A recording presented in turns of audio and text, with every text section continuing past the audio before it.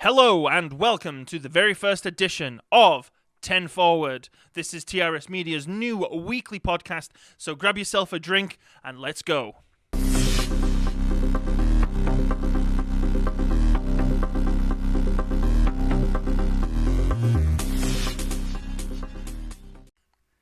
With last week's season finale of What's the Point, it was kind of a nail-biter. Go check it out. It was really, really good. We were specifically proud of that one. It was a culmination of 8 weeks' worth of work since we started this endeavor. Probably a little bit longer. Yeah, it's interesting. The reason we chose to do that was so that you could have a sort of introduction to how bad our video quality was when we first started compared to just how much better it is 2.5 months down the line. It also encompassed time travel. Yeah. So and pulled me out of my driver's seat, and when I went back, unfortunately, there was a lot of crashed cars on the highway. Well, and that's now left us, though, with a bit of a gaping void of what do we do for the show. So we came up with a different kind of discussion. We're just going to leave it at that, as open, have a nice round table around this square table, and just discuss movies, video games, TV shows. Yeah, like two Starfleet officers hanging out in 10 Forward after a long shift. With no Romulan ale, unfortunately. Might have to get that for next week. Well, it is illegal. Only in certain sectors. So, hang on. Is Romulan ale illegal on Romulus? And is it just is that the only ale Romulans make? Because it's called Romulan ale. Like, we don't call Guinness Irish ale. It's just a form of beer. Like, we don't call it human ale. Also, the Romulans call it Romulan ale, or do they call it a Romulan word? Well, yeah, and when a Romulan goes into a bar and says, "I'll have an ale, please," is it the only brand of ale? I think Romulans obviously must have lots of different versions. It's one of the biggest problems I find with Star Trek is when they do stuff like that. Like on Voyager, they love to talk about Katarian this and Katarian that. It's like, I got Katarian beer, we got Katarian eggs. The Katarian eggs one's problematic to me because I'm like, well, what, do Katarians lay eggs? And we're eating the eggs. Are they from the planet Kataria? Well, remember Naomi Wildman in Star Trek Voyager, that she's half Katarian. Yeah. So does her race lay eggs? And are we eating their eggs? But that's like the classic meme. Romulans are from Romulus. Vulcans are from Vulcan. What are humans from? Earth. But Klingons are from Kronos. Yeah. Andorians are from Andoria. But to be fair, that happens with nations, does it not? Like Flemish. Belgians. Well, if you think about it, though, we call ourselves humans. Realistically, we're Terrans. Yeah. So that's why they named it the Terran Empire in the Mirror Universe. And that's named after the solar system Terra Sol. Yeah. Yeah. So, so today we're going to talk and discuss sequels. We're going to discuss whether they're good, whether they're bad, whether we needed them or not, because there's a lot of times a sequel will come out and people are like, you got that? Really? And to me, sometimes before they come out, you're asking yourself, why did we need this? To me, generally, when you ask that question, it's when there's been a long period in between the two films, and it's like, why now? So, money. Ching. What's the point? What we'll do is let's discuss what is widely thought of as is a good group of movies.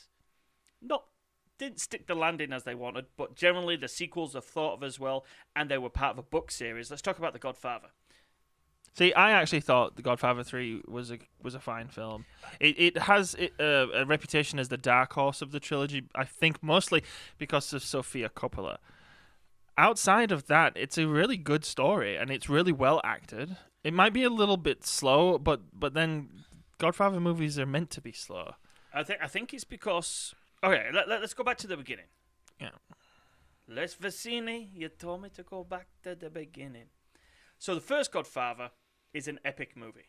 Stellar performances from all the actors in there. Marlon Brando, Al Pacino, Talia Shire, James Caan, Robert Duvall. Actual former member of the Mafia who plays Luca Brasi. What an amazing actor he is. Hey, Don Corleone, I want to thank you for inviting me on this, the day of your daughter's wedding. Yeah. And I hope that our first child be a masculine child. Yeah, but the good thing about that scene, though, is... They play on it. They have him rehearsing his lines like he's nervous to talk to the Don. It's like you're talking to the fucking Godfather. But that's where directors back then really knew what they were doing. They really knew their shit. Well, if you look at that movie, the only part where I think it slows down a little bit is what's Michael doing when he's in Sicily with his wife and it gets blown up. That kind of slows the movie down a little bit for me. But apart Yeah, from but that, like I said, it's just a pretty slow movie. yeah, They are slow burn gangster flicks. That's the whole point. yeah, The pacing is not meant to be fast.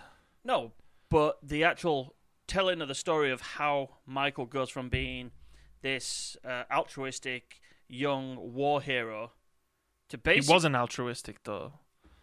That's what his father wanted for Yeah. him. He wanted him to be the do-gooder, the clean child, the one who wasn't involved in the business. Well, yeah, and until The point is, he always was probably corrupt. well, no, the point is up until he comes back, that's who he was. He never really had that. He was shielded as a kid.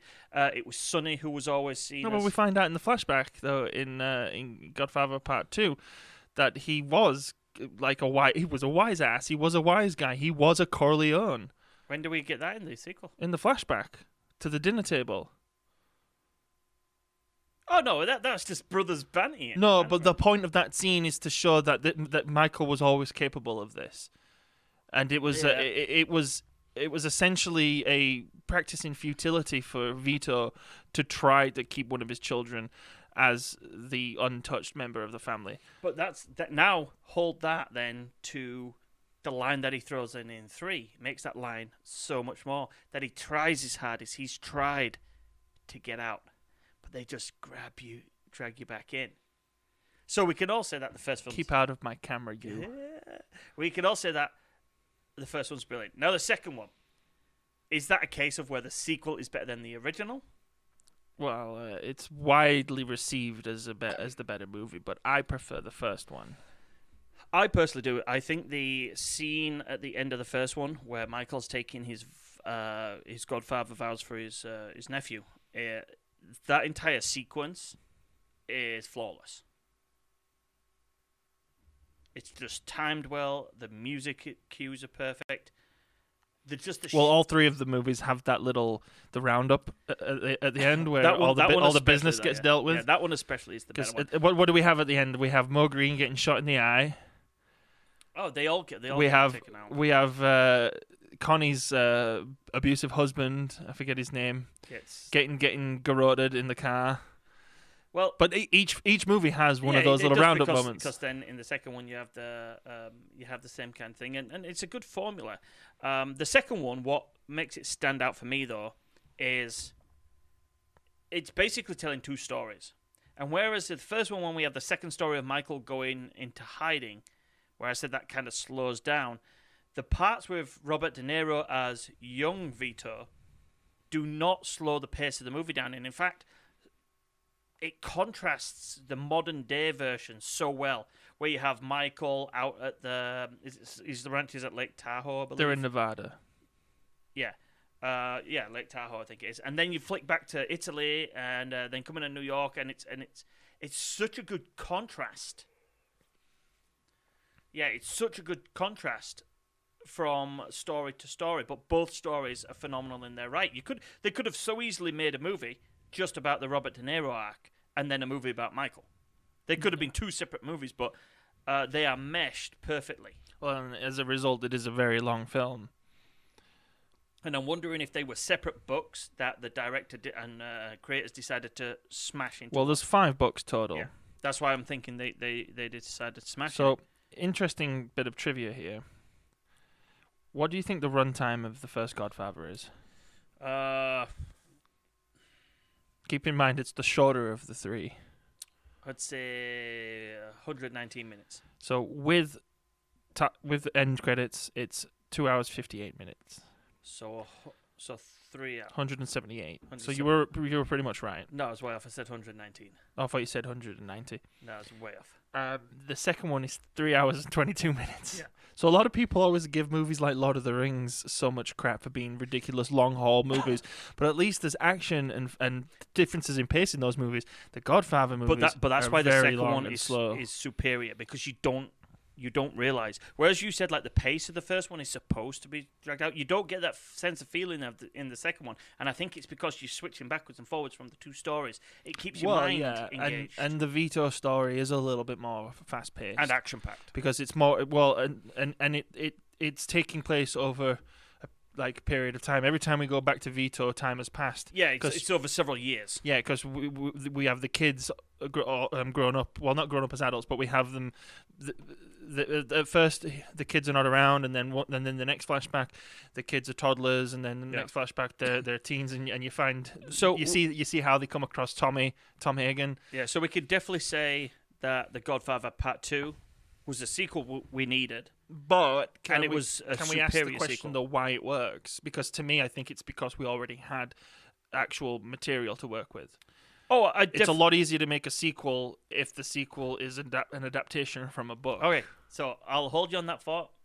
Everybody, take note of that. We're going to come on to another sequel later on, which blows that out of the water. Okay, so the reason why I think 1 and 2 are way better than 3 is 1 and 2 feel cohesive. 3, like you said, the gap between them was longer. The screenwriting was done by the same people, but it feels like it was done by someone different. The characters don't feel flushed. Now, our established characters do feel fleshed out because we've seen them in 2 movies, but Vincent feels rushed. Like you say, the odd, weird love relationship between Michael's daughter and Vincent seems rushed as well. It just doesn't seem like I think it fails from the time. It is disjointed. Yeah, that's the word I was looking for. It's disjointed as opposed to not feeling cohesive. It's funny, that might be a common theme that comes up in this discussion, that waiting too long between a movie and its sequel can be a macrocosm for failure. Especially if you're trying to get a feeling of world continuity. Because sequels can be spread apart if the sequel's supposed to be very different. Mm-hmm. Because we're going to cover movies where the sequels are almost completely different, and they work. So I also think that now that you've said it, because to me, to clarify, I'm not trying to be like, you don't like it, I like it, so na. No, I'm trying to say that it's not as bad as most people make out. But one thing that is quite obvious is you can get the impression that people coming back to it weren't in the Godfather mindset. And they were also, like, it's kind of like Ricardo Montalban when returning to the role of Khan in Star Trek, 22 years later, he was worried if he would be able to get himself back into the mindset of the character. Fortunately for him, he was able to do it. But I get the feeling that everyone involved with Godfather Part 3 just mailed it in. Yeah, and they were just there for the paycheck. And that's kind of what it feels like, and that's why I would call it a bad movie compared to the first 2. Now, again, bad is comparable. Like it's a masterpiece compared to isn't it nice when you actually have a real debate? All right, so you said in this first one that sequels work when they have something to adapt. I'm going to give you a sequel that is complete garbage compared to the first one, which was groundbreaking and epic and still holds up today, even though the first one isn't that good of an adaptation. So the first one's not a good adaptation of the source material, but it's a good movie. The sequel is complete garbage, and that's Jurassic Park and Jurassic Park Lost World. So the first movie is an adaptation of Michael Crichton's book, loosely adapted. Oh, you could argue even the first one was loosely adapted. Well, no, that's what I'm saying. So Jurassic Park is loosely adapted from the first book. Oh, and the second one is it's probably just from what I remember reading of the Lost World. They forgot to tie the noose on that one. Yeah, so that's where you now have a sequel that didn't work. You brought back Jeff Goldblum for your star power. And don't get me wrong, Jeff Goldblum's gold in everything he does. Have any of the sequels worked? Even Jurassic World? So Jurassic World works as a reboot, not a sequel. And that's generally what it is. It was a soft reboot. Yeah, maybe. But you'd think after all these fucking disasters with dinosaurs, you'd stop making dinosaurs. But let's look at the first one. I can't believe I just said that. So the first movie is a great movie, and it was a pioneer in effects. It was phenomenal. Like the first time we saw it in 1994, where she twists Ellie's head, Sam Neill makes a look, and you see the Brachiosaurus, blew us away, and it still looks good today.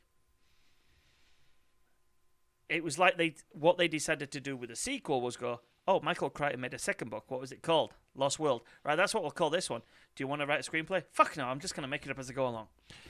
I think the problem with all the sequels is, again, another theme we're probably going to bring up quite a bit in this discussion, is that as far as the cinema is concerned, I don't care about the books. Books are books. As far as the theatrical version is concerned, this was lightning in a bottle. Well, no, It was pioneering. It was well acted. This screenplay was actually fairly decently adapted, considering you went from a very mature content from the book and successfully turned it into a family film. kids movie, yeah. And if you've not read the book, guys, the book is dark. But Really dark. Yeah, to me, when you go to Jurassic Park 2, 3, Jurassic World, and Jurassic World 2, the problem is it seems like they're trying to recapture the magic of the first film. And not just that, what they're trying to do is one-upmanship. Like the joke of the sequel formula is just redo the same thing and just ram more shit in there. Lost World feels like that. Like the scene in the original Jurassic Park with the T-Rex is one of the best scenes in movie history. It's tense, it's scary, it's well executed. The CGI or graphics at the time are perfect. Again, still hold up today. But now, it's like the directors are like, or the creators are like, well, how do we one up this? I know. We'll have a T-Rex run through San Diego.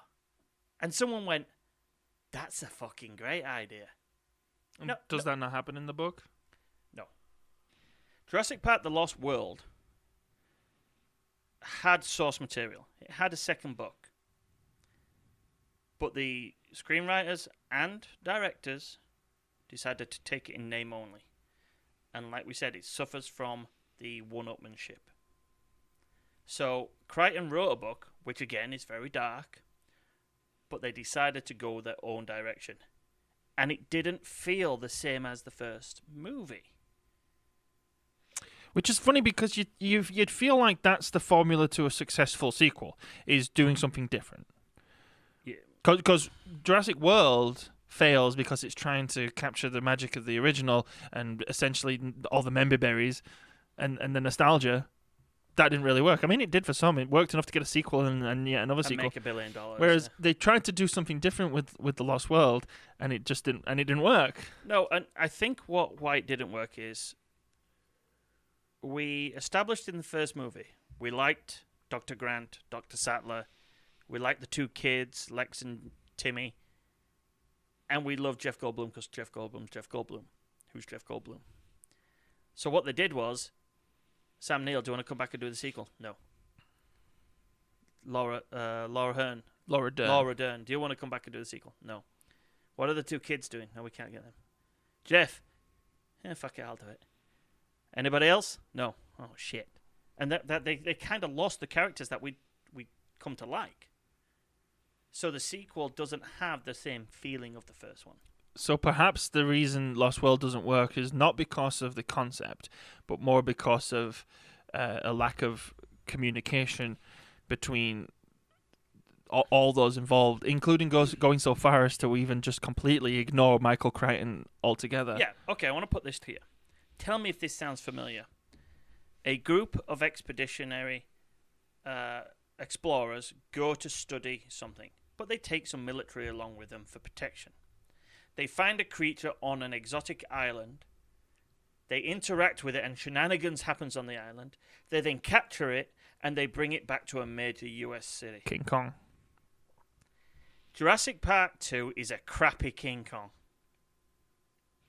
And I don't mean King Kong has dinosaurs in it as well. And I don't mean Peter Jackson's crappy King Kong. I mean a crappy King Kong storyline. So that's why it didn't work.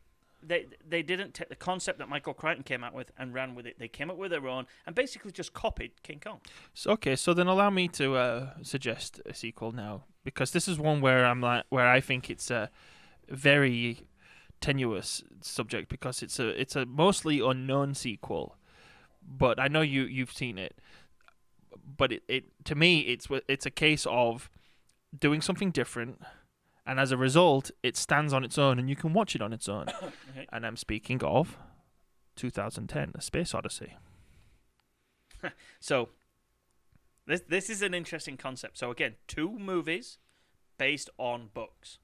Man, maybe we should, Nick, after this one, we've got to talk about some of that's not based on but books. an interesting thing as well is Arthur C. Clarke wrote this concurrently with the movies, just like Michael Crichton was doing with Jurassic Park. The first movie only takes snippets from Arthur C. Clarke's book. Well, because of good old Stanley Kubrick wanting to film a film the way he films a film. Style over substance. Yeah. Whereas 2010 is very, very close to the book. And 2010 is a lost sequel, I will call it. Yeah, not very many people are familiar with it. Excellent movie. Great acting from John Lithgow, Rob Schneider. I think Helen Mirren's in it as well. Phenomenal acting from them. The guy from the guy from Close Encounters who translates the French guy. Dr. Chandra. And because, again, when movies are adapted very closely to the source material of a book, they generally nail it. I can't think of any movie where they made it close to what the book is, and people go, "Oh, that's shit."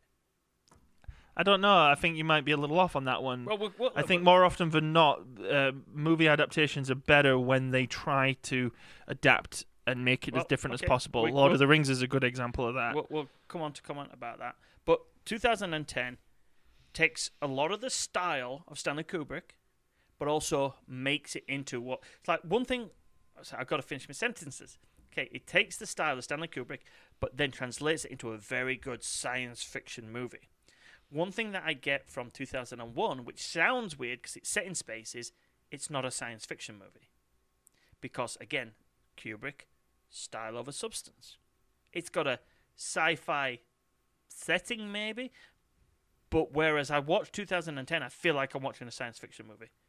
When I'm watching 2001... You're watching a Kubrick movie. I'm watching, an art house okay, movie. yeah, go on, because it is science fiction. It's thematically 100% science fiction, but I know what you're saying. When you watch a Kubrick movie, you're in for... We could almost call it its own genre, because when Stanley Kubrick made films, he made you experience something that you'd never experienced before. Well, The Shining's another perfect to that. Yeah, so when you go to Space Odyssey 2010, you've got a very thematically very different film. It's no longer about the loneliness of space, the expansiveness of space. It's no longer about artificial intelligence and what the implications of artificial intelligence are. It's no longer about the incomprehensible powers that be. It's more it's more of a typical run-of-the-mill science fiction film in that we go out to explore what happened to our science team, and we find out that aliens were involved, and the aliens are behind everything, and aliens have gifted us all of this. It explains all the questions left unanswered. Yeah, except the original Kubrick Space Odyssey, like I say, is very visual, and it's very...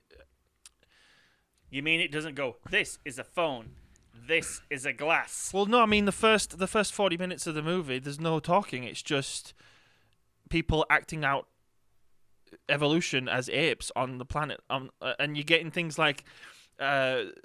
So evolution's another theme that's in the first one that's not in the second one, and so there is slight evolutionary themes, like the whole idea that Dave has evolved and become the space child, and also that we are being artificially evolved by aliens. Yeah. Well, but also though, when you go back to that first scene from Space Odyssey 2001, the whole implication that the apes are developing weapons and becoming the more dominant race. You even have the moment where it throws the bone up in the air, and then it quick cuts to a picture of an orbital nuclear weapons platform. So basically, the parallel between the bone being the weapon. Does it not quick cut to a spinning pencil? No, it quick cuts to nuclear weapons platforms in orbit. Right. So and if you go look at the scene, it's typical Kubrick storytelling. You see the bone flying in the air, spinning, and then the bone is immediately replaced by another phallic symbol, but it's the orbital platform. So it's like one weapon, the bone, replaced by another weapon, nuclear weapons platform. The sequel does work, and because it's its own thing. Like you say, it works. But it does a very unique thing. It works great as a sequel to 2001, but it also works great if you just watch 2010. Yeah, exactly, because it's also very different tonally. Whereas the first film, like I say, very visual storytelling, very much this loneliness, the loneliness and expansiveness of space, whereas 2010 is a little bit darker, a little bit scarier, a bit Cthulhu-esque of what's beyond the horizon of our own intelligence. And also the interactions of humans. Yeah, I also find the music to be a little bit spookier as well, but that being said, the music in the first one is intentionally they use symphonies on purpose, whereas in the second movie, this is actually an original score, and it's got 80 synthesizers, and it's a lot darker. And I remember being terrified for a week, not being able to sleep, because of the scene where Dave sends a signal to Earth and speaks to his wife through the television, and it's like the creepiest thing ever. Or like so to me, Space Odyssey 2010 is so different that's where it succeeds, because it isn't trying to be.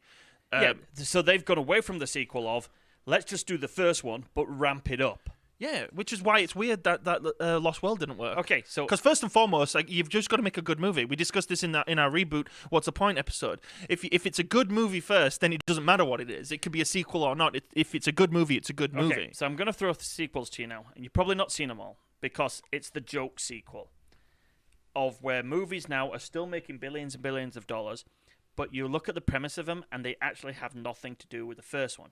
And the first movie I enjoyed. Second one was okay. Third one, they tried to do something different, and then it just got more and more stupid. It was like, let's do the same thing and just smash it with more action. And that is the Fast and the Furious franchise. The first one was a very small premise. Paul Walker has to infiltrate street racing to find out who's robbing these car gold. They're common thieves. They're using cars to do it, and they see that the cars that they're using are the same cars that they're using in the street racing, Honda Civics. And that's where he becomes buddy-buddy with Vin Diesel. Then he finds out it's Vin Diesel, and it's all about his relationship with Vin Diesel. Second one, couldn't afford Vin Diesel, but it's same kind of thing. Now they're using street racing to get in with a drug dealer to capture the DEA, want him to help him out. Third one, they go off to Tokyo and do Tokyo Drift. But then they start and get more and more silly. This is where you need Graham Chapman to come to the directors and creators of Fast and the Furious. I was just thinking about a meme. I'd just say, stop that. It's silly. Because now we've got Vin Diesel's driving a tank. They're driving cars out of airplanes. They're crashing cars out of buildings into other buildings in Dubai. The Rock's in it. Jason Statham. It's just like, what the fuck is going on? Cars crashing buildings into cars crashing into buildings. I'm surprised there's not buildings crashing into buildings. It's so far removed. Isn't there a submarine in one of them? That's it, yeah, where they're racing them on the ice and the submarine jumps out of the friggin' ice caps. It's so far removed from what the first one was, but they still make millions and millions of dollars. But compared to what the first one was, it's got nothing to do with it. So that brings up a quick question that we need to clarify. What basically marks the success of a sequel? Like, are we talking critically, or are we just talking financially? So I just want to cover this because Jurassic World was a critical success. Was not necessarily critical success, but was a financial success. Critical success means nothing to me because I think some of these critics, like Roger Ebert, don't know what the fuck they're on about. Well, he's dead now. So. Well, they didn't know what they're on about, and to be critical about something, you need to have a point. Says us. Yeah, but that's what I say though. You have to do it from a point of view. So what you like, I might not like. What I like, you might not like. You know it's true from a certain point of view. And that's why critical success is always baffled me, because what one person will like, some person might not like. What some person might. Well, but that's a third branch then, because that's personal taste. Personal taste doesn't always mean. There's this large misconception that art is purely subjective. It's not. Art in all its forms has a subjective element to it. That's the element that appreciates the art. There is objective ways to better and do things. Like as a musician, for instance, there's no way of getting around the fact that there are only 7 notes per octave, with the 8th being the next note in the next octave, right? There's no getting away from the fact that if you want to make a photorealistic drawing of a cityscape, you're going to need to use point perspective, linear perspective. There is all sorts of technical aspect of art. Well, no, but it's not just technical. It's the objective part of it too. These are the kinds of things that critics like Roger Ebert, for instance, they were obviously giving their own opinions, but they studied film. They'd understood what it took to make film and to make good cinema, and so they were mixing a little bit of their subjectivity with the objectivity of filmcraft. So okay, then let's get back to sequels. We just talked about the Fast and Furious franchise just going off the, which is a financial success, but for some reason people love that shit, and it goes off the rails because I think it's the cars. Yeah, well, again, the cars are so stupid now. But I want to throw one to you. Like you threw one there that was so different, but both worked in 2001 and 2010. I threw one at you, yes. So I want to throw this one to you. Two completely different genres that work from two different directors that have a linear, and we're going to stop at number 2 because I don't want to discuss the rest. And that is Alien, sci-fi horror, and Aliens, sci-fi action. In my opinion, both flawless films. You can argue as well that Aliens is still also a horror movie. It's more of I'd say though, it's more of an action movie. It's a survival horror though as well. It's just got action in it. Yeah, whereas the first Aliens one is not an action movie. It's a straight up horror movie. But Yeah. so why do those two movies work so well when they're completely different? Well, let's go down the list. Are they good movies? Yes. Yes. Are they good sequels? One's a good sequel, yes. Well, okay. Hold on. Let me start that. Let me start that again. That wasn't supposed to be one of the quick. Let's go down the checklist. Are they good movies? Yes. Yes. Are they directed well? Exceptionally. Are they acted well? Oh yeah, the casting, all of them are phenomenal. Is the script perfect?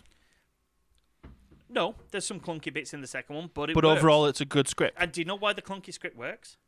Because it's a story about Marines. Mhm. And generally soldiers say Yeah. clunky shit. Are they different enough? 100%.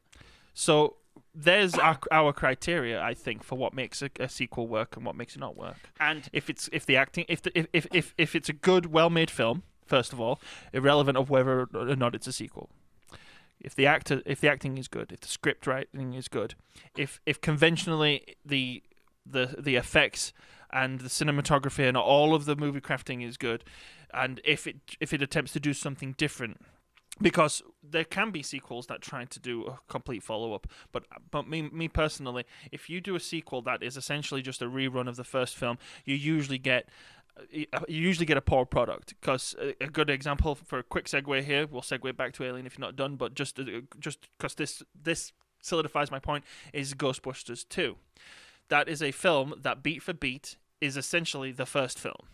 okay, let's come back to that one then, because I want to give you my thoughts on Alien and Aliens. Well, but expand upon that though. Yeah. From the Aliens point of view, Aliens, there's no beats in Aliens 2 that are in Alien 1, except maybe in the extended cut with the whole facehugger attacking the colonists. Well, but in the theatrical cut, we don't get that. We show up on LV 426, is it? well, What is it? Well, no. LV426. We show up on LV 426 in the second one in complete mystery, not knowing what's happened. So here's the setup. We know Alien is a slow burn sci-fi horror where the tension is what is a character in the movie.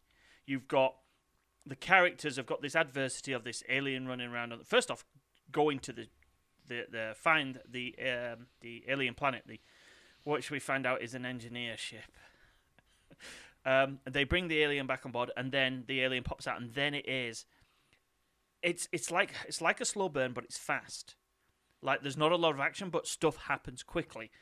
And each character now gets picked off. You've got the tension of Dallas having to go into the vents to flush it out, and just that scene of less is more.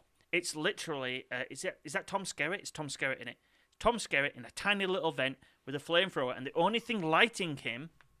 Yeah, the only thing lighting him though is the light from the flamethrower. It's so well cinematography shot that it gives you that sense of claustrophobia. It makes you watching it. It makes your heart race. It makes you panic. And if you are claustrophobic, it would probably make it even more. Now let's jump to the second one. It's the complete polar opposite. It's boom, boom, boom. Except I would argue that tension is still a character in that movie. It's tension that's now amped up because we've got an action and film. now they're taking the sequel formula that we said earlier of making a similar kind of movie but adding more to it where it works. The action gives the added adrenaline and pace to the movie. That it's boom, boom. They're both survival horrors, but one is a psychological thriller survival horror, and one is an action. So Exactly. you've summed it up all in that by Okay, putting it that so way. now I want to jump to what you said about Ghostbusters. Okay, so Ghostbusters 2 for me is a guilty pleasure. But you're right. It's basically the first film. Well, because it does check some of the boxes. It's acted brilliantly. Yeah, because the it's four of Harold. them's It's awesome. Harold Ramis, Dan Aykroyd, and Bill Murray doing what they do, right? And don't forget Ernie Hudson. Yeah, but I mean, he's kind of a side character though. But his scene with Winston in the train station's Winston. he's brilliant because his timing. And also, let's not forget Louis Tully as well. Yeah. Oh yeah, Rick Moranis is brilliant. But you're right. What it's now they've taken the sequel formula of amping it up. Not And really. The movie is just that you could take any. Let's go through it right now. So you've got the opening scene from the first movie is a woman walking through a library and gets attacked by a ghost. In Ghostbusters 2, it's Dana Pushing walking the down the street pram. with a pram, gets attacked by a ghost. Ghostbusters music kicks in. First movie we find out that the Ghostbusters are in hard times. They get fired from college. Second movie. We find out the business Ghostbusters is are going good, through hard times. They're doing birthday parties for kids, and no one. Yeah, you're right. The movie follows. All you have to do is take all of the villains and replace them with each other. And you've got the same movie. So I understand why you say it didn't work, and I think financially I don't think it worked because you're right. It was a beat for beat remake, but why it's a guilty pleasure is because in the guilty pleasure category of when you open up your guilty pleasure treasure trove of movies that you can watch. You usually go back to what you like. Yeah, it's not a bad movie. If the first movie wasn't there, Ghostbusters 2 would be a good first installment. But the first one was it was lightning, hail, thunder, and tornadoes in a bottle. Well, I have an analogy for you why you can what you're talking about. So, like, if you go to chocolate bar, is a Terry's chocolate orange, and then you walk into a store, but there's no Terry's chocolate oranges, but there's a Cadbury orange chocolate bar. You're still good. You're gonna go for the Cadbury orange chocolate bar. Now, what I want to do, though, is Ghostbusters 2 is a kind of guilty pleasure because it does retread a few of the old one, but it also, what it does... It does retread a what, sorry? Retread some of the old steps of the movie. It retread Yeah. beat for beat. But what it does, though, is it does capture... You even have the little musical bit in the middle, the musical montage. The movies are identical. But what it does do is capture the feels of the first movie. Now, The only thing the second movie doesn't have is a scene where a ghost fillets one of the main blowjobs, characters. right. But now, what doesn't work is the next Ghostbusters sequel for reasons stated earlier. First off, the time had gone too long. We didn't need a Ghostbusters reboot, re-imaging, or any of that shit. Reimagining. There's stupid cameos in them, let's take them aside. But everybody gives that movie hate. It's got nothing to do with the four girls that play the Ghostbusters. You said it. No. It's just a shit movie. It's not funny. Yet what they do have to work with, the four comedic, because the four comedic women in it are fucking hilarious. But they have nothing though. That's it. I forgot. What's the name of the guy? Kevin... Paul Feig? Paul Feig. Paul Feig, sorry. Paul Feig. Feig, that's what I said. No, you didn't. You said Paul Feig. And then slow down. Okay. Paul Feig doesn't give these four comedic actors anything to work with. In fact, the only funny person in it is Chris Hemsworth. I don't think there's anything funny in that film. That's the major problem with it. Does it try too hard to be funny? Of course it does. It tries incredibly hard to be funny. I can't think of a good joke in that movie. It does throw a lot of slapstick humor into a franchise that never really had slapstick comedy or awkward comedy either. Yeah, I don't. Do you know what I equate it to? It was like the people who write epic movie, disaster movie, date movie decided to make a Ghostbusters movie. So basically, the 2016 reboot of Ghostbusters fails because it fails to tick the first checkbox. It's just not a good movie. Well, and it fails to be a Ghostbusters movie. Yeah, it's a comedy, and it's not funny. So immediately, it fails at being a good movie. So what do you think the new sequel is going to be like? I think it's going to be a bit of a member berries situation.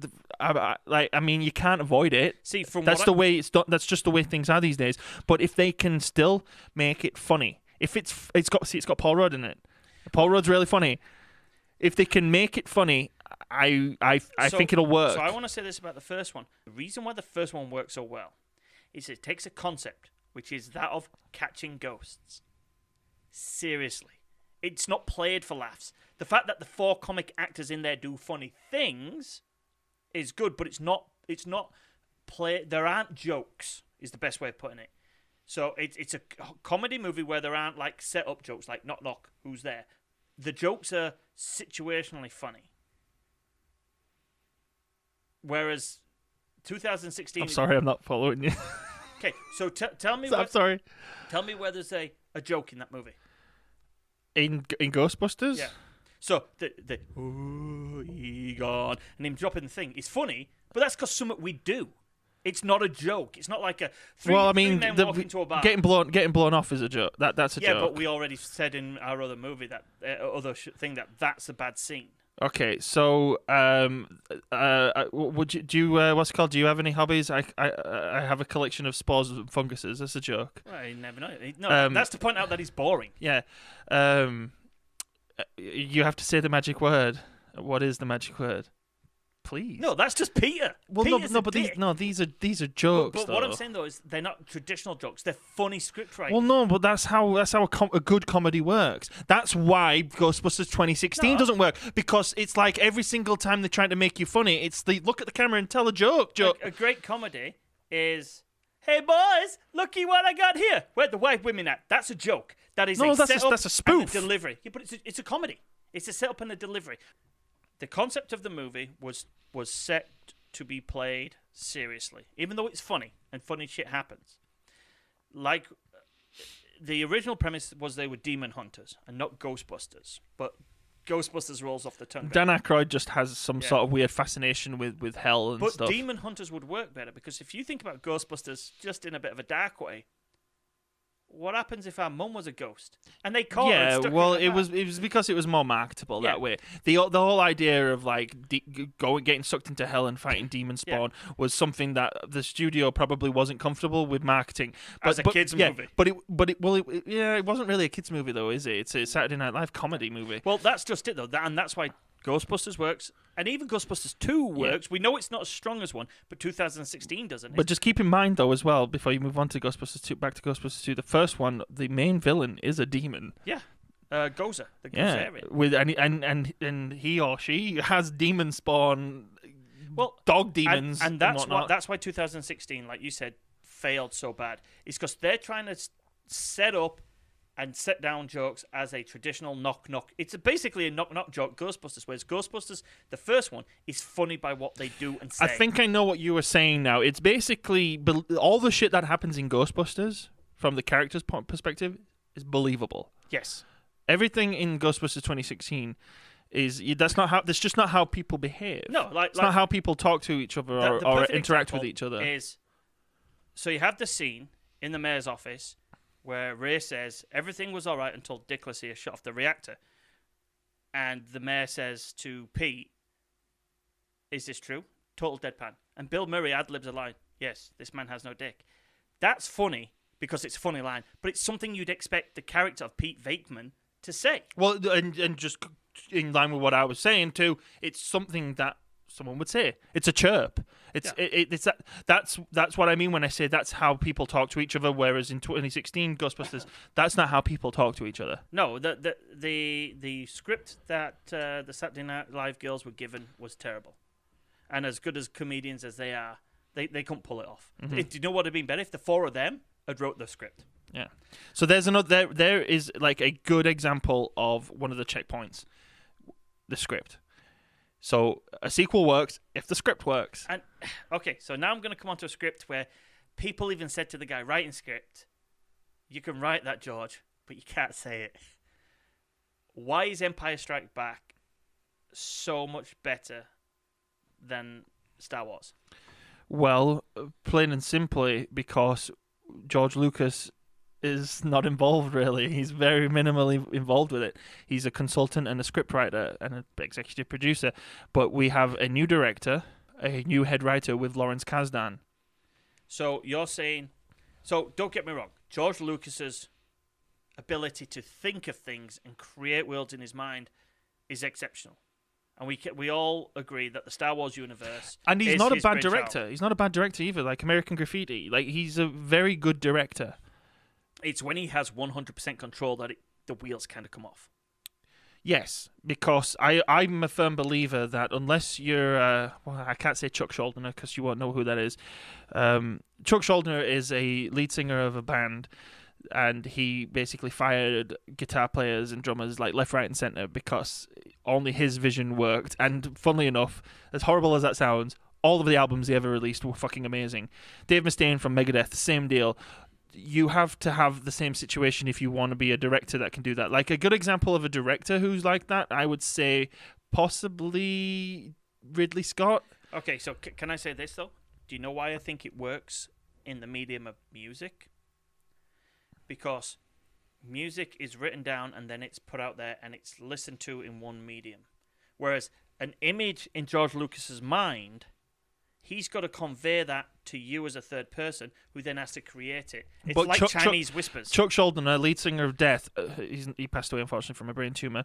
He has to convey that to his drummer is like, oh, I need you to do a 6/8 pattern riding on the ride bell and put a crash in. So it's the same. It's the exact same thing. So what and then when you've got music videos and whatnot. So hang on, this is how I want to say it's different. The thing is, this isn't a topic for discussion now. Right. That was an analogy to point out what I'm trying to say, as that in film, if you have one man in charge, that man has to be incredibly talented, and you don't have very many directors like that out there. Stanley Kubrick is one of those directors who, if you just put him in charge, let him do his thing, you're gonna have a fucking phenomenal film. Generally, you find that when this works, it's generally a passion project, and that director. No, because then you've got The Room, or Neil Breen's entire filmography. No, I said when a good director wants to do this. Because, but who's an example of that though? Like you said, Kubrick, Ridley Scott's another one, but. More often than not, some of the best stuff that Ridley Scott makes is when he has the idea, but he then goes to other people to draw from. I disagree, though, because the Alien is a fantastic movie, and it's made in a time where he understood the tools of the trade quite well. The reason Prometheus falls flat, even though it's not a bad movie, kind of like what I think of Godfather Part 3, it's not terrible, but it's not great. Now... He's not familiar with the tools of the trade. So I'm trying to think of a modern day director who can utilize CGI, script writing, directing, everything, all the tools. Quentin Tarantino. But you see, I think Quentin Tarantino, though a great scriptwriter, is a poor director. Oh no, he directs his films awesomely, and he doesn't do any sequels. No, except Kill Bill 2. Yeah, which technically is just the same. And it's a different film. Yeah, and it's funny because there you go. That's a really nice natural segue. Kill Bill 2 is an example of a pretty decent sequel, which is completely different to the first one. Yeah, the first one is told from a very non-linear point of view, whereas Kill Bill, apart from the jump to Volume 2 is a little bit non-linear as well. But you're constantly going back to Pai Mei.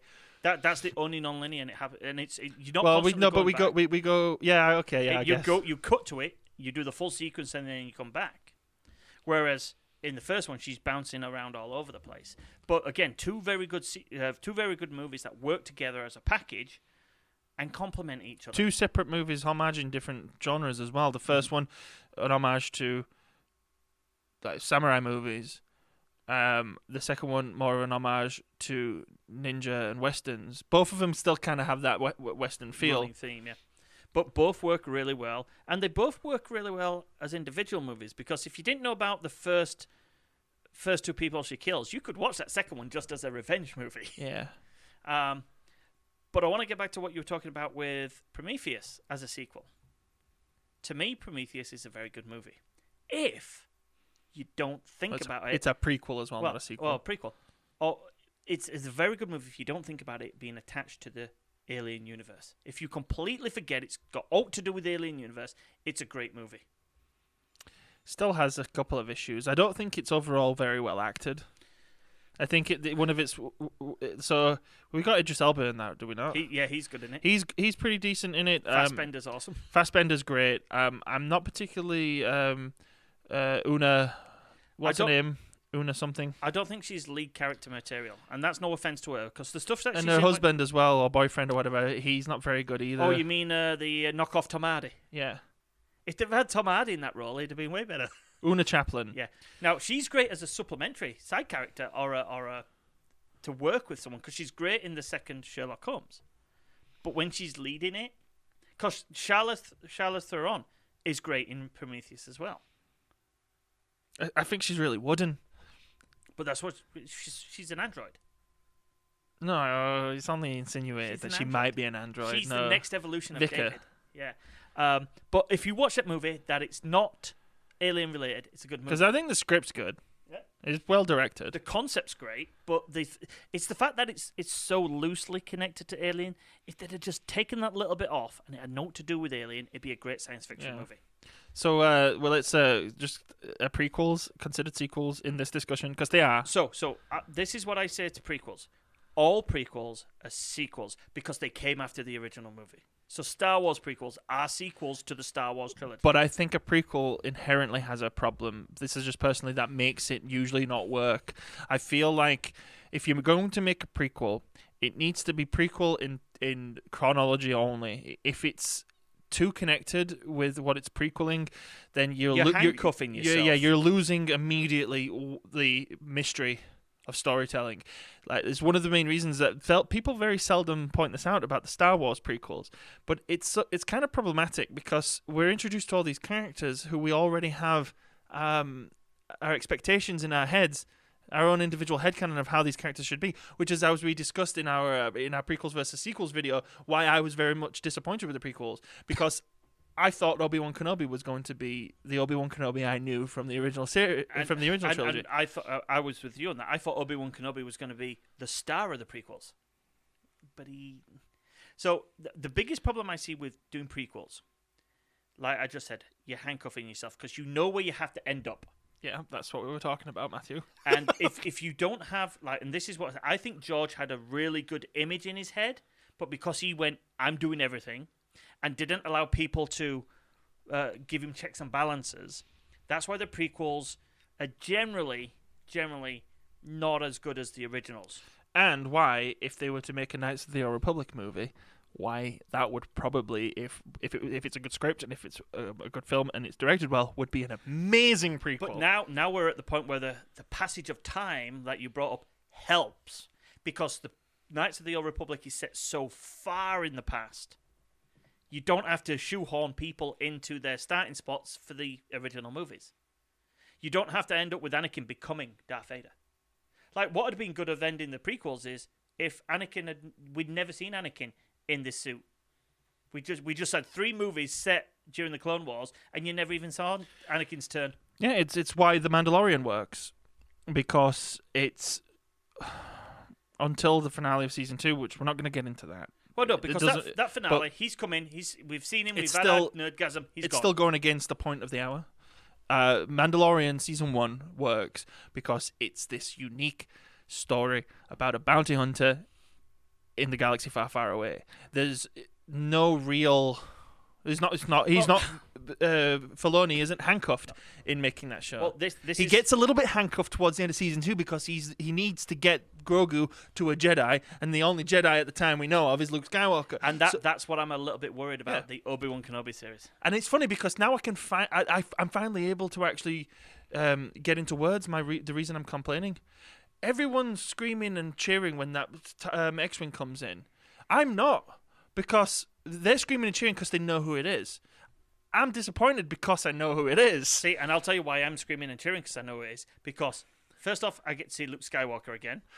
But it's also, to me, a very good script device of getting... Do you not consider that a double standard, though, considering you just said that the problem with the prequels is you're handcuffing yourself? Well, no, because... So, let me clarify. So, I like it because it's a nice little nod, and then he's gone. Now, if in season 3 we have 2 episodes of Luke Skywalker, I don't want that. Well, it was just if Baby Yoda's coming back, we're going to have something. Well, no, because Baby Yoda could come back on his own. Grogu could come back. Now, that'd be cool if at the end of season... Let's say we have... Teenage Grogu shows up to save the day. Well, that's it. Let's say we have... Because Lucasfilm want to throw an orgasm lightsaber fight in there. Let's say season 3, because we're going to get the Book of Boba Fett first. Let's say season 3, as a sequel, jumps 20 years into the future. And Din's still doing his thing. But Din gets into some shit, and right at the end of season 3, it looks like Din's gonna die. But then all of a sudden, this tiny little blue lightsaber goes up, and this like middle-aged friggin' Grogu No, comes in teenage and saves the day. Grogu. Teenage Grogu comes in and saves the day. I'd be happy with that. I actually, this is off topic, but I'm kind of hoping that the season 3 of Mandalorian is a few years in the future, and I'm hoping that what's happened is Din Djarin has gone with Bo-Katan to help rebuild to help rebuild Mandalorian society. Well, I'm hoping season 3 is Mandalorian based, as in like the lore and the people of Mandalore. I don't want any Jedi stuff. We've done that bit. So let's start finishing up here, and to finish up, I feel like what better way to finish up with the first episode of 10 Forward and talk about Star Trek, because there's first lots of of all, to talk about. Well, first of all, I have to ask you: do you consider The Wrath of Khan a sequel to the motion picture or a sequel to Space Seed? Okay, so Star Trek: The Wrath of Khan, I see as a soft reboot and a sequel to Space Seed. We both know that here we go. Now we're back. The motion picture was critically liked. It was a step forward in visuals. They did yes and no. They didn't mind the story. It was panned by the fans. It was also critically panned in another way, though, because it was very slow paced and not in a good way, like The Godfather. The problem with the pacing of the motion picture was that it takes so long for anything to happen, and it was painfully obvious that they were trying to make their own take on Space Odyssey. They, rather than go the Star Wars flashy pew pew pew route, they were going the slow burn, space is big, space is vast, Space Odyssey route. It was also very very obvious that the actors were not.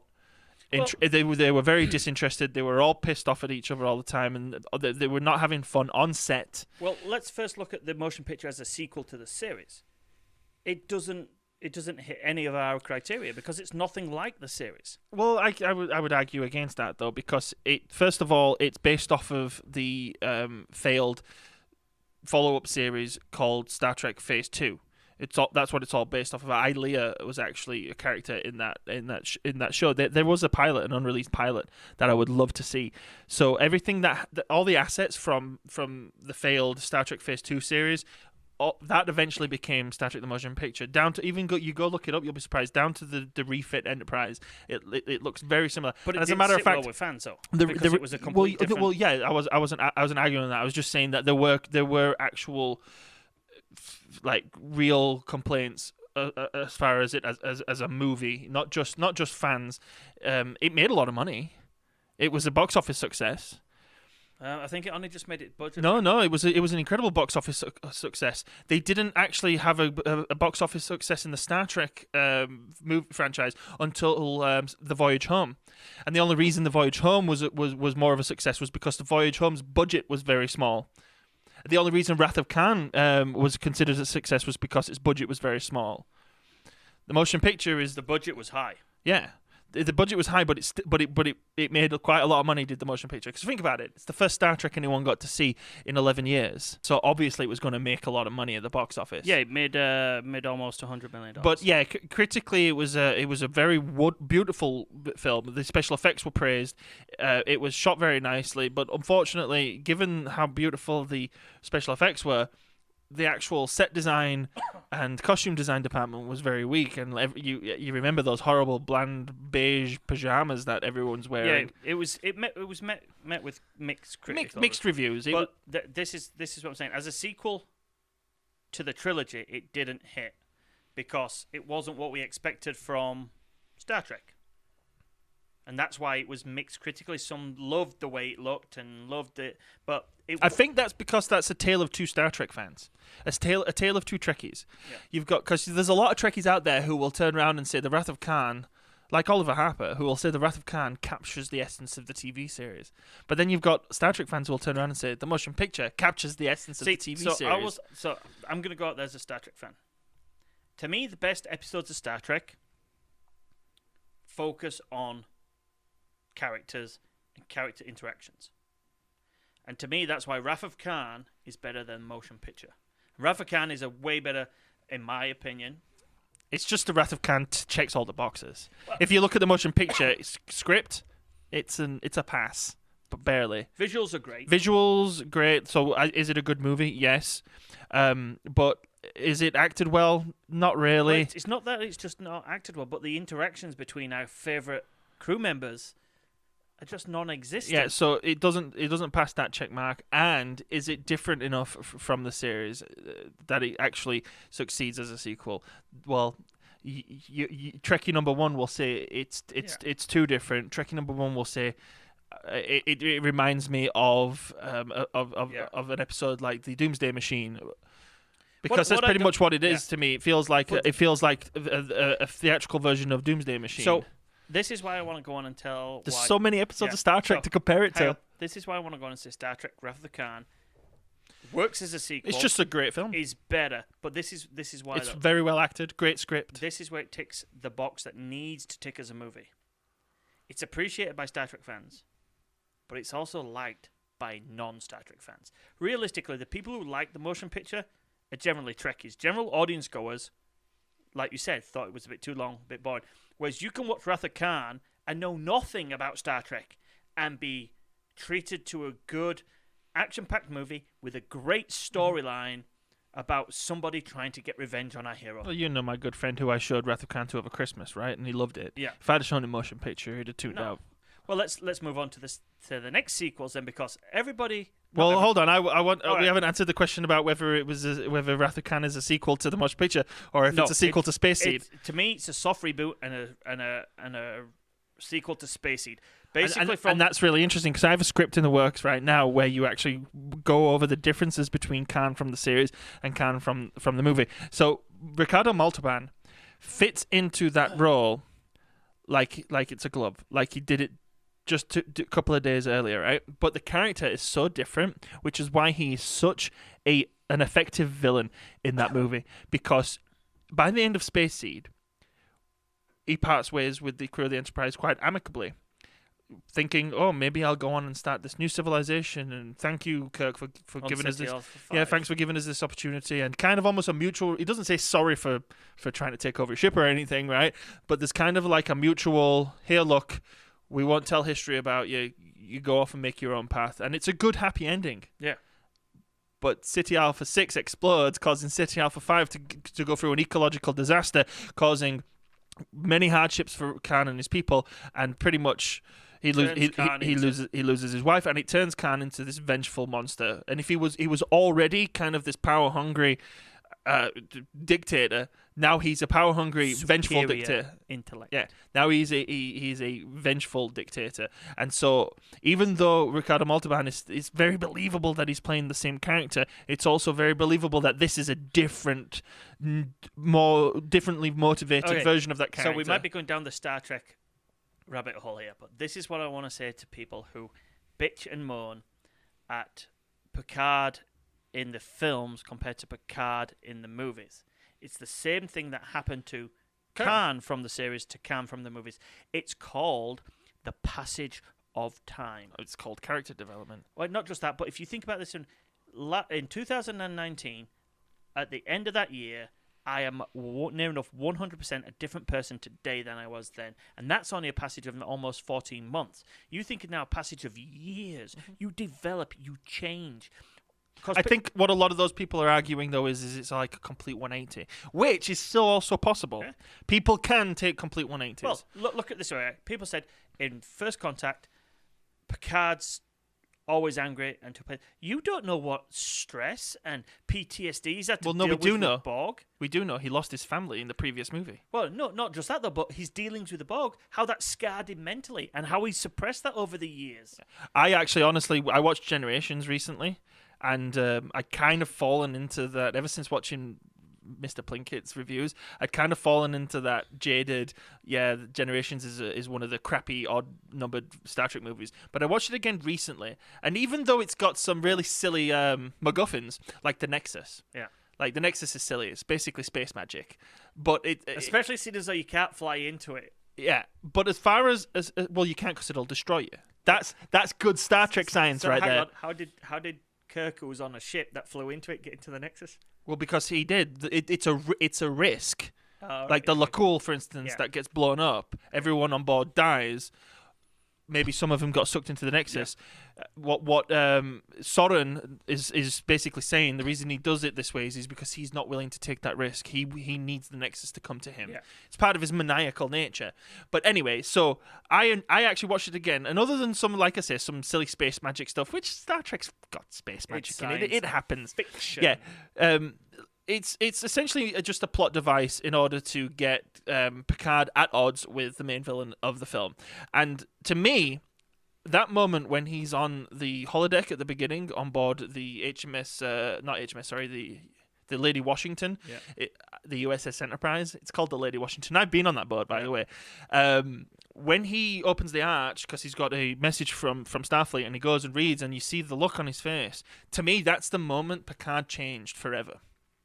And changed into the action hero Picard. That might have been the thing that triggered off his repressed memories, because, again, people have got to understand that the character of Picard, we've seen him span 7 years of a show. The show's not necessarily, the Generations is not necessarily set the day after All Good Things. It could be set a couple of years, and that's more time. And then he loses his family. He's gone through a lot. It's actually not set that long after All Good Things. And that's why... Just so you're aware. Yeah, but that's why in Picard, he's also different from what he was in the series. He's an old man. As a matter of fact, Season 4, the first episode of Season 4 of Deep Space Nine is literally a couple of weeks after the end of Generations. Yeah, but... Season 1 of Deep Space Nine is set during Season 6, the latter half of Season 6 of Star Trek: Next Generation. So not a lot of time actually passes. But it's interesting, though, because it brings us now back to the topic of discussion, because to me, a sequel can't be interesting if you're just going to keep retreading the same steps again. We've said this time and time and again, but it means more than anything than it does with character development. What's the point... Okay, of having a Ghostbusters 3, for instance, if Bill Murray and Dan Aykroyd show up and they're just their same old silly, wisecracking selves. Now, don't get me wrong, I expect them to be. I fully do, but I also expect them to be different. I also expect them to be more seasoned, veterans. Maybe one of them's a little jaded, for instance, ever since maybe the ghostbusting business died again, and I can now go to a comedy scenario here again, like you were doing earlier. But I will say, movies like Ace Ventura: When Nature Calls. Why is that a shit sequel? Because it's just Ace Ventura telling the same jokes over and over again that he told in the first film. Ramped up to 11. It ramped up to 11. Why is Dumb and Dumber 2 so bad? Because you've got the passage of time now. You've got too long waits between sequels. That you've got these two geriatric versions of the characters played by an old Jeff Daniels and an old Jim Carrey, just still, again, making the same stupid jokes, except this time more over the top, amped up to 11. You need... Comedy sequels have to evolve. But all sequels have to evolve. It's even more striking in a comedy, because jokes land when told by people, by characters in one movie, but then if time's passed... and then the characters are just retreading the same jokes. Okay, so give me a comedy sequel where it works. Well, let me ask you a question real quick though. If I tell you a joke that's really funny, right? You laugh a lot. Do you expect you're going to laugh just as much? No. The second time you hear that joke, no, you're not. It's like first impressions. Yeah, it's like let's say I tell you a joke, right? And then you tell a friend that joke, and then that friend comes to me and says, "Hey, I've got a joke for you." I'm going to be like, oh, yeah, I heard it. I told Matthew the other day. So tell me a comedy sequel where they get it right. A comedy sequel where they get it right. I'm sure you probably have one. That's why you're asking the question. Well, I want to see if you've... I have spiritual sequels. Like what? Like Spaceballs. Because Spaceballs, you mean like Spaceballs, Men in Tights, Blazing Saddles. They're all basically the same type of humor. Yeah, no, I mean proper comedy sequels. I'm drawing a blank. Because Monty Python's Holy Grail and Life of Brian. Yeah. like They're spiritual successors. So there are a few, and I'm sure if you bring one up, I will be like, oh yeah, of course. But I'm drawing a blank because you threw me on the spot. So just go ahead. I ain't got one. You don't have one. I can't think of any. Well, and this is kind of the point, though, isn't it? Let me Comedy just sequels are very hard to come by. Well, because, like I say, you have to, in order to make it. I'm thinking after this discussion, we've come to the conclusion that the number one criteria to what makes a sequel good and what makes a sequel not good is whether it's different enough at the same time as paying respects to Ticking all the original. nostalgia feels. Yeah, comedy sequels better than original. That's actually a Google search term. Christmas Vacation. Okay, so Does that count? No. Okay, so hang on. Even though they're the same family, they're completely different movies because they're set through different story arcs. Now, European Vacation is more akin to Vacation because they're on vacation. Whereas Christmas Vacation, to me, Christmas Vacation is the best of the lot, but that is a complete standalone movie. Yeah. Of just the Griswolds at Christmas. It's kind of the same thing as, like, it's a spiritual successor. It just happens to have the same characters. 22 Jump Street. No. So there you go. Right. Okay. So I'll judge this one. Right. So 21 Jump Street is a sequel to a TV show from the 90s, but it leans more on the comedy aspect of it, and it is great. Hang on. Let's talk about this. And again, to me, it's a bit of lightning in a bottle because Channing Tatum and Jonah Hill, their chemistry is what makes that movie. And Dave Franco is pretty funny in it as well. But it's their chemistry. It's good, though. Yeah. But what they do in the second one, and the great thing about this is, though, they play on it. So in the second one, they go to college. And basically, they tell the same beats. And now, this is a case of where they tell the same beats, and it's a passable movie. But you could just watch 22 Jump Street on its own without watching the first, because they're basically the same movie. But they're funny. But then at the end of it, this is where they're meta and they're self-aware. Because at the end of it, so at the end of the first one, he goes, because you two some bitches like this, you're going to college. So they go from high school to college. And at the end of the second one, he goes, because you two, you're going to cookery school.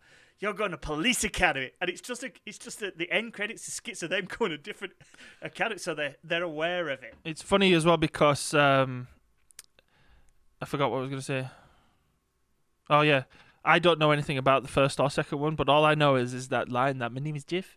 That's from the second one, isn't it? The second one, yeah. So Army of Darkness was a suggestion on this list too as well, but I find that to be a unique situation because Evil Dead wasn't supposed to be a comedy. It's supposed to be a horror, Cabin in the Woods style horror. And then he kind of retold the exact same story in the second one as a comedy, and then Army of Darkness is just a complete slapstick follow-up to Evil Dead. So it kind of, though, emphasizes the fact, as what I'm saying, I think the thesis of this discussion, that in order for sequels to work, they have to be significantly different enough and tell a new story whilst maintaining loyal and respectful and faithful to the original. And this is where we can end it. Star Trek is your perfect example because you got motion picture. It's a story about the Enterprise having to save Earth from imminent death. The second one, it's a story about revenge between between an aging captain who thinks his place in the world is over, fighting an old foe. The third one, that captain now has new life and he's doing what he needs to do to save his soul and save that of his best friend.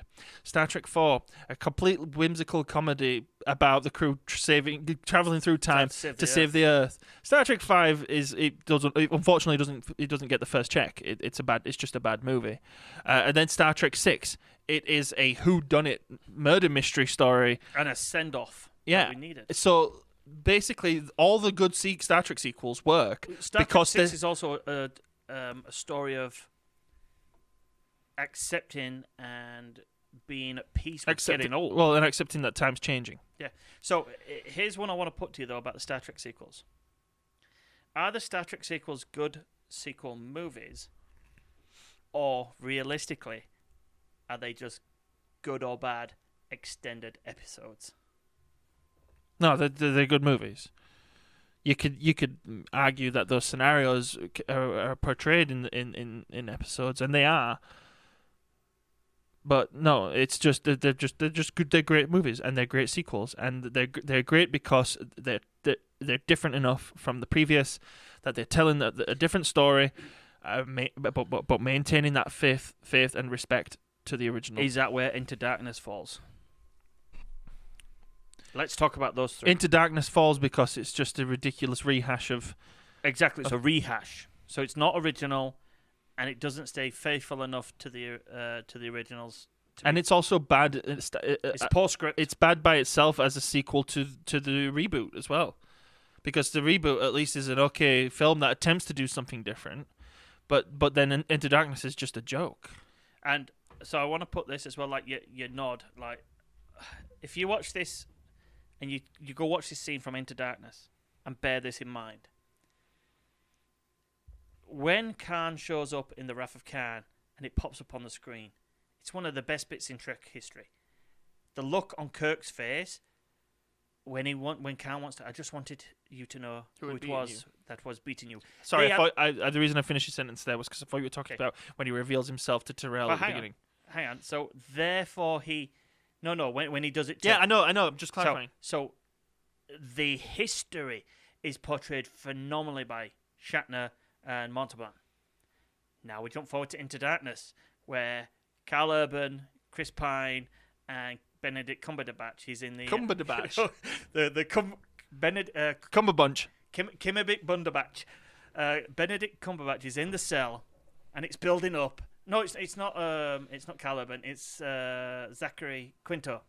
So you got Spock and Kirk and Khan, and he goes, "My name is." He looks at the camera, and somebody pointed out to me, he's like, "Yeah, it was me who pointed it out to you." This is the first time they've met him. What the fuck's that? Because they'd be like, I think it's Khan what? I think Khan it's Smith? how it should have ended. Cartoon that does it, but it's like he says, "My name is Khan," and he looks at the camera and it pans away. And Kirk's like, "Who are you talking to?" Yeah. Okay, it's like I'm talking to the audience. That is terrible script writing, because they could have had Khan as the bad guy if he'd have been the Khan from Space Seed, and not what they had. Well, he's supposed to be the Khan from Space Seed. But he don't come across like that. No. They're trying to play on the Wrath of Khan feels rather To than... me, it was a big mistake. You should never have tried to make Khan, because it's you can't... Here's an example of sequels that fail, and this is going, unfortunately, back into reboot territory, which we've already discussed on an episode of What's the Point, but it's poignant to this discussion, and probably a good place to really bookend this one. But you can't make an iconic movie or character that's already outdone himself try to outdo himself again, him or herself. I'll just add to that then to bookend this. When you just said that there, Kevin Feige just went, hold my beer. Because he's going to bring out and turn Wolverine into a phenomenal character in the MCU. And he's already been portrayed by a legendary. I'm talking about within continuity, so that doesn't count. Let's put it this way: you're right, but if we get a Spider-Man movie in the MCU that attempts to have a Green Goblin as the villain, better watch out, because if it can't do Willem Dafoe levels of Norman Osborn, like The Amazing Spider-Man 2, it will fall flat off of its glider straight onto its face. And this was what was funny, because I thought they'd done a sensible thing, and MCU's done a sensible thing in their Spider-Man movies. The first Amazing Spider-Man stayed away from anything that had come before. Didn't do Doc Ock, didn't do Sandman, didn't do Venom, didn't do Hobgoblin. I think Doc Ock though isn't iconic enough. The only thing from previous Spider-Man movies that's a little so iconic that it might be a little untouchable is Willem Dafoe's portrayal of I agree, Green Goblin. But that's what I mean though. The Amazing Spider-Man stayed shy of that, and the actual first Amazing Spider-Man ain't a bad movie. Vulture. Oh, okay, yeah. Lizard. Lizard wasn't a bad movie. Now MCU Spider-Man have done perfectly. They've stayed away from the big bad. Vulture was the greatest choice, because he was in the comics and the cartoon. He's a bit of a weird, geeky. He's got a high-pitched voice, and they turned him in to a relatable bad guy. But that's not the main reason I thought it was a good choice. That's just a simple matter of the writing and acting being great. Yeah. I just think that the reason it was good to go with Vulture was because it emphasizes the way Spider-Man was introduced to the MCU, because they wanted to make sure that quite possibly the biggest Marvel character, wasn't going to overshadow the already established Avengers. So the first time you see him in Civil War, for instance, he's been told, "Hey, look, kids, stay back. Just web him up. Don't try anything too fancy." And then after the airport, he's gone. And then in his first movie, it's like he's not taking on Thanos, he's taking on Vulture. He's not taking on his biggest adversaries already. He's taking on Vulture. Again, though, that's why Kevin Feige's a fucking genius. But that's what I mean. He's now got probably the biggest job since ever to try and recast Wolverine. Mm-hmm. And it's funny because Wolverine's not even the main X-Men. Yeah. But you understand what I'm saying though about that's not a sequel.